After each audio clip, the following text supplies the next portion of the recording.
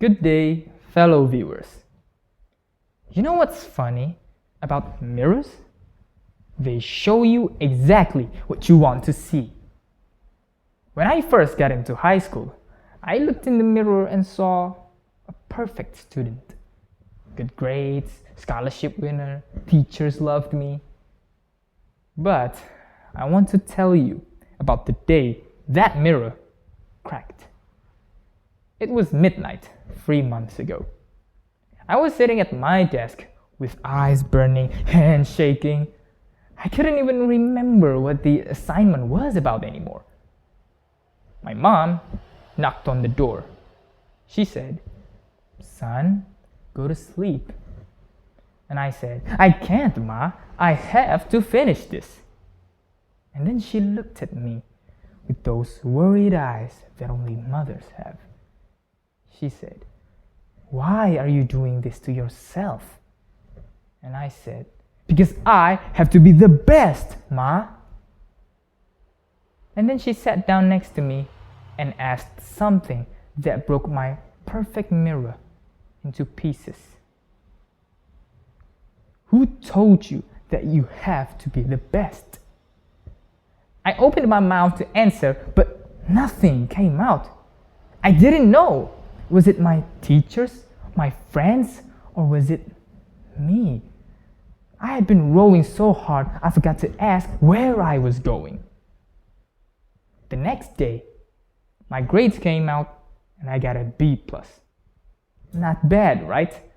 But inside, I felt like a failure. I wasn't good enough. Then my brother found me staring at my phone. He's a psychology major, one of those annoying people who see through everything. He said, "You look like someone died." I showed him my grades. He laughed at me. He actually laughed at me.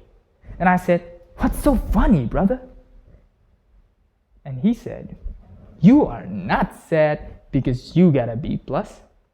You are sad because you think other people will think less of you." At that moment, I just wanted to punch him. But then he continued, "Let me ask you something. Did you learn anything from that subject?" I thought about it. Yeah, I did. I actually enjoyed some parts of it. He smiled. "Then what's the problem? You studied, you learned, you got a decent grade. That's success. But then you're measuring yourself with someone else's ruler." That hit me like a truck. I had been living my entire life trying to be good enough for them. My teachers, my friends, even people I didn't know. I was chasing their approval, not my growth. I was performing, not learning. And that's exhausting because there's always someone better, someone smarter, someone more impressive. And that night, I did something crazy. I took out my journal and wrote down one question. What do I want to learn? Not what grades do I need, not what looks good on my application. Just what do I truly want to know? And for the first time in months, I felt not anxious, not pressured, but excited about studying. And I realized my brother was right. My mom was right. When you study for them, failure becomes identity. But when you study for yourself, failure becomes feedback. When you study for yourself, you can say, "Today I tried my best. Today I am better than yesterday." Ladies and gentlemen, now I know that healing isn't giving up. It's knowing why I'm trying. And hustling isn't proving my worth. It's building who I'm becoming. The mirror is still cracked, but maybe those cracks are proof of breaking, healing, and growing.